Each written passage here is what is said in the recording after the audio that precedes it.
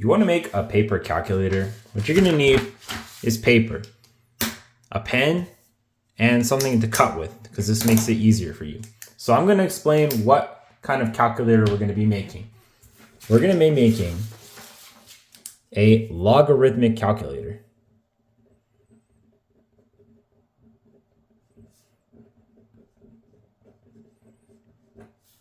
And the way this thing works is it works off scale of numbers. So when we're in school, we learn ternary arithmetic, which is using ternary numbers, which is 1 through 10. 1, 2, 3, 4, 5, 6, 7, 8, 9. And then afterwards would be a 0 followed by a digit, which indicates the base power. So this is basically 10 to the 1. So this is basically the arithmetic we all learn in school, right? And this follows a sequence of logic. So each number has a designated value that logically has a designated place. So 2 will always be less than 2 will always be greater than 1. 1 will always be greater than 0. 2 will always be less than 5, and so on and so forth. So logically, whenever we see 2 plus 2, no matter what the logic is, it will logically always be 4 because we've associated a logic to these numbers. So that is ternary arithmetic. There is no sense of scale. There is no sense of visualizing these kinds of numbers. These numbers already have a number associated with their symbol. So this 2 is equivalent to 2 1s. Or this 4 is equivalent to 4 1s, all right? But what is the size of a 1? We don't associate any form of unit because 1 or decimal, we're going to associate with whole numbers here. 1 would be considered the unit to calculate these kinds of numbers and perform logic on them. So you can do addition, multiplication, subtraction in math. Now the problem is when you're working with big numbers, the algorithm to solve these can become very complicated. For example, 587 minus 291, for example. These two numbers, each symbol has a logic to it, and you can't just subtract it by just putting them together. There's no logical way to put these together. You have to go through algorithmically to solve this. Now, what if there's a way where we can just kind of do this instantly? And that's where a logarithmic calculator comes into play. And logarithms are not just the only form of calculators out there. There is radial calculators where you use the angles of a circle. There is calculators using angles and circles. For example, you have a circle here and you want to designate a angle as a number. So you say this is equal to 0. Well, if you wanted to add, all you have to do is simply rotate the circle, and then your new angle, if you had like a unit of measurement here, would be all labeled with the different values. This would give you an immediate answer. So if you turn it here, this would be like 45. Or you could designate this as whatever unit you want, like maybe 300U. All right, and if you turn it 90 degrees, suddenly you have like 600U, because this is twice of what 45 is. And if you want to subtract, you simply turn it back down to 0. Or if you want to loop around, it can reiterate, and then you can get multiples. So if you wanted to do, let's say 300, 600, 900, 1200, so you can say that 1500. 0 is equal to 1500U. And if you wanted to do that, you would just take the amount of circles you have and multiply that by 1500U. So this would become 45U. If I had 3 circles, that would be 3 times 1,500U. That could be easily like 4,500 units or whatever you want. And this is called Euclidean mathematics or Euclidean arithmetic, where you're using angles to basically do arithmetic. This is basically used to calculate positions in vector space. Or you can have some form of matrix mathematics. Now I'm going to basically simplify matrix mathematics here, but basically you could have a grid, right? And 1 would equal to be 1 space on that grid. 2 could equal to be 2 spaces on the grid. 3 would be 3 spaces on the grid. Wherever space it is, you visualize that using some sort of space. And that's just another form of matrix arithmetic.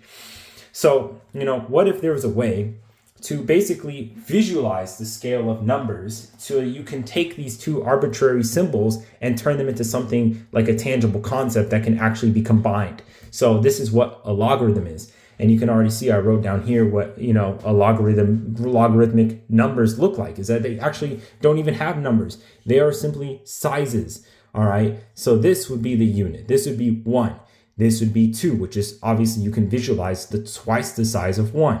3, which is thrice the size of 1. So what if you wanted 4? Well, what would you do is you would take 3 and put it on top of 1. You would physically combine 1 and 3 to get 4. And when you measure 4 to 1, you would see it's visually 4 times the size of 1.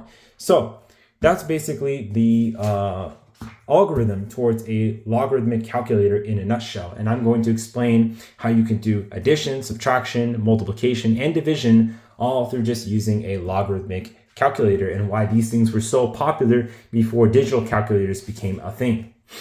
So obviously, when you're working with logarithms, you're working with scale. So what you want to have is you want to have a unit of scale. So I'm going to get out a blank piece of paper, right? And what you're going to want to do is you want to draw your scale. So I'll have this be like base 1. So basically 1 to the 1. So anything on this number is going to be 1, 2, 3, 4, 5, 6, 7, 8, 9, 10. I'm going to just start labeling that right now. So I'm going to get out a ruler really quick, and I'm just going to draw a small one-dimensional grid for every single number going up. So just give me a minute. Okay, so here I have just numbers going from 1 to 20. This basically is like a ruler, and we're just basically going to add our variables together and then measure on this ruler. So if I wanted to do like addition, for example, instead of doing like 1 plus 2, I wouldn't do instead is maybe take like 1, for example. So I'm going to draw out 1. All right, I'm going to draw it to be like about this tall. So we have 1 right here. So say you want to do 1 plus 3, right? So you're going to take 1, I'm going to draw 1 right here. It's going to fill up like this much on the grid. And you can cut it out if you want to like keep extra numbers on the side, just so you don't have to keep drawing the same thing over and over. But I'm just going to draw for reference. So I have 1 here, and then I want to add 3. So then I draw 3. So I draw starting from here, 1, 2, 3. And then I draw here. And then if I start from the unit of scale, you see it automatically defaults to 4. So I'm adding 1 to 3 and I'm getting 4 here. So what if I wanted to do that with bigger numbers, right? So that's just addition, right? What if I wanted to do something like subtraction? So with subtraction, this is why I told you to bring some scissors. So we're going to cut out a few numbers and then we're going to go ahead and measure them up. So just give me a minute here. Okay, so what I did was I got out some pieces to represent arbitrary values. And this is what's great about logarithms, is that you have arbitrary values that don't have a symbol to denote their conceptual value. But you can tell just based on the size of them which one's greater than the other, right? So if you wanted to do arithmetic, you would just take the first item and then you would add it to the second item like this. Right? And then you simply measure it. So this goes up to roughly 9. So we would say that this is a value of $9 or whatever. This is like the price of a burger and a hot dog. So if you wanted to do subtraction, what you would do is you would take your negative value and you would simply start from the very top of the pot of the 2 items you're adding, or whatever the topmost value of whatever you're trying to do arithmetic with. And you would simply start from there and work your way down. So I would cover this, and then I would measure as straight as possible all the way back down. So we would say that this, money, whatever the arbitrary value is equal to the price of these 2 goods. And when you see I cover it up, it goes all the way from the top all the way back down to here, right? So that's how you would do arithmetic, is you subtract these 2 scales with this. And because they're equal to each other, they basically cancel out and I basically get even change. What if I had a value that was less than the negative? So I would start from here and then I would subtract from here. So I would start here and I would go below. And this is where I start to enter into negatives. Logarithms don't really work with negative numbers because the concept is you're constantly adding up in size. If you wanted to work backwards, you would have to have this ruler go down into the negatives, which we could totally do if we had like grid paper. But just for the sake of this demonstration, I'm working with whole positive numbers rather than all integers. So what if you wanted to do multiplication? Well, the cool thing about logarithms is they work entirely off the concept of scale. So instead of designating this as base 1, I could say that this value is times 2. So compared to the first graph, everything on this line here is going to be twice the value of whatever it is proportionally. So I'm going to go ahead and write this out and then fill out the values and then show you what that looks like. Okay, so now you can see that the numbers on this graph are twice of that of the numbers of this graph when you compare them proportionally. So 1 here is going to be 2 here. 1 here, 2 here is going to be 4 here. 5 here, 10 here. So if you wanted to say that you had 2 hamburgers, instead of putting it on the times 1 scale, you would put it on the times 2 scale, and then you would simply measure its value. So here it would be $6, but because we have 2 of them, we're gonna multiply the hot dogs by 2. So 2 hot dogs multiplied by 1 of these is gonna equal to 12. So if we had it times 1 hot dog times whatever, times base 1 is gonna be 6. But we're gonna multiply it to 2 hot dogs, that's gonna be 12. And you can have this for times 10 hot dogs, times 100 hot dogs, whatever amount of hot dogs you want. And then you can simply have all of those added up to the scale. So what if you wanted to do division on this thing? So if multiplication is going this way, logically speaking, division would be going this way. So I'm gonna draw divided by 2, or 1/2. Of this scale onto here. So I'm going to write that out really quick. Okay, so as you can see here, 1/2 of base 1 right here, this would be 20, this would be 10, this would be 15, this would be 7.5. So if we had half of a hot dog, right, instead of saying the value is 6, we'd move it down here. So we see down here, it would be closer to 3. So logically speaking, 1/2, 1, 2, 2/2, 3. So it'd be 3, 6, and then if we had 2 hot dogs, it'd be 12. So as you can see, the value is proportional to the scale of the logarithm. And what this allows you to do is it allows you to do all sorts of things. So if you wanted to do, say, if you wanted to take this value here and scale it to here, you can simply just take your value that you have here. So we say, I have half a hot dog. If I wanted to maintain having half a hot dog, I would start at where I started. So it's we designated that half a hot dog is 3, right? So we start 3. So to go 1, 2, 3. So we start here. This is now our new value of a hot dog visualized on the base 1 scale.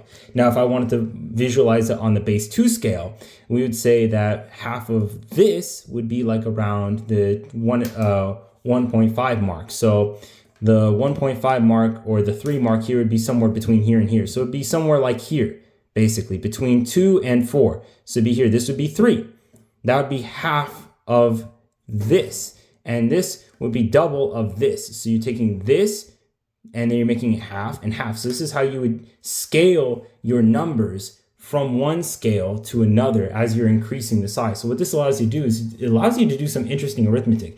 Say I had 2 hot dogs and I wanted to add that with 1 hamburger. So I'll take my 1 hamburger here. It's designated as a value of 4. 2 hot dogs, which we already established is a value of 12. So we have 12 here. We can move this down to here since this has more space, or we can move this up to here. So if I want to move this up to here, I have to move this by a factor of 2. So instead of moving this by a factor of 4, it's going to be half. So instead of being up to, let's see, we designated this to be 9, I believe, last time. So it's going to be 1, 2, 3, 4, 9, like 9.5 or 10. We can just scale it up. We're going to round this up to 10 just for brevity's sakes. So we're going to say this is 10. So instead of scaling this up to 10, I'm going to scale this up to, so 12 plus, let's see, 1, 2, 3, 4, 2. So this is going to be like maybe less than that. So it's going to be like around here. So it's going to equal to 2, 4, 6, 8, 10, 12, 14, 15, like roughly 15. That's roughly what it would equal. Rough 15, 16, roughly. So like around 16, which is approximate, because if we were to do the inverse of this operation, so this is 4, and we move this to here, we said that this is 12. So we're going to move this to where 12 is. So instead of starting from here, we're going to start from the 12 mark, one right here, and then we're going to add our hamburger on top. So like around 15. Yeah, that's pretty much what we expected. Like 15, 16, 15. And that's how you would do logarithms of scales. You would take values from 1, and then you would add them together by keeping the value proportional to whatever scale you're working with. And the reason why I decided to do this is because we in school have been focusing on rote memorization of arbitrary symbols and memorizing, logic, arithmetic. Logically, we associate 2 plus 2 with 4, 4 plus 4 with 8, 8 plus 8 with 16. We don't understand the algorithm that it takes to get those values together. That's why when you have numbers like these, this kind of higher scale mathematics breaks down, because you're focusing on just a very complicated algorithm to combine arbitrary symbols. Whereas with here, there's nothing arbitrary. The value is literally visualized here.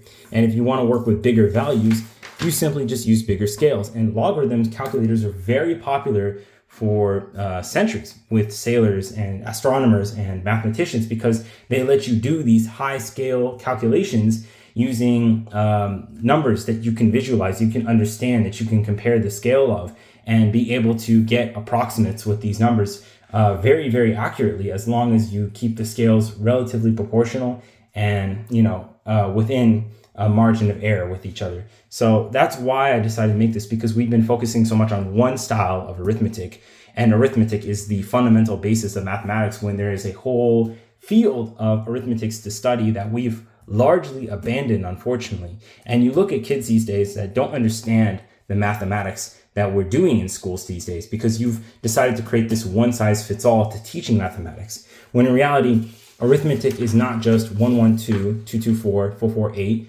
It could be 00, 01, 11, 10. You can have binary, you can have matrix, you can have radial, you can have all these other forms of calculating that can open up a world of mathematics for students that struggle with one form of math. But these forms of math can be much simpler to understand. And that's why I love, having these kinds of things. This is stuff you can't do on paper. You can write down numbers all day, but when you're trying to crunch the math, there's no calculator to do this with. Whereas here, this is legitimately a calculator. It calculates numbers for you. It does multiplication, it does division, it does addition, it does subtraction, it does everything. It's a legitimate calculator, and it's all on paper.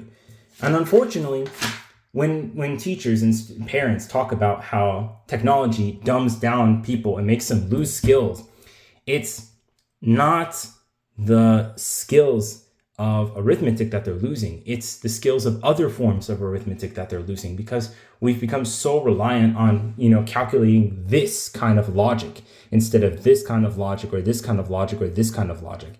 And I just want you guys to think about that, is that, there is a lot to math to be learned. And this little example of how you can make a calculator with paper is just an example of how mathematics can be interpreted in many different ways. And I hope that this video helped you guys and opened up the field of arithmetic mathematics to you guys. And hopefully you guys decide to go down your own journey of rediscovering mathematics like I have. So I hope you enjoyed this video. Go play around with this, have fun, make whatever you want with this, and tell me what kind of cool calculators you guys can come up with, because this isn't just the only type of paper calculator you can make. There's calculators for time, there's calculators for weight, for volume, for space, for all sorts of cool little things. So go ahead, make your own calculators. I want to see what kind of cool stuff you guys can come make videos about paper calculators. Let's bring, paper computational back, man. This is a lost art, and I would love to see more about, computing on paper. The first computer programs were done on paper before they were ever put into transistors or into logic gates. They were done on paper. I want to see more of that kind of stuff. So yeah, you guys come up with stuff like this and share it with me, and I'd love to see it.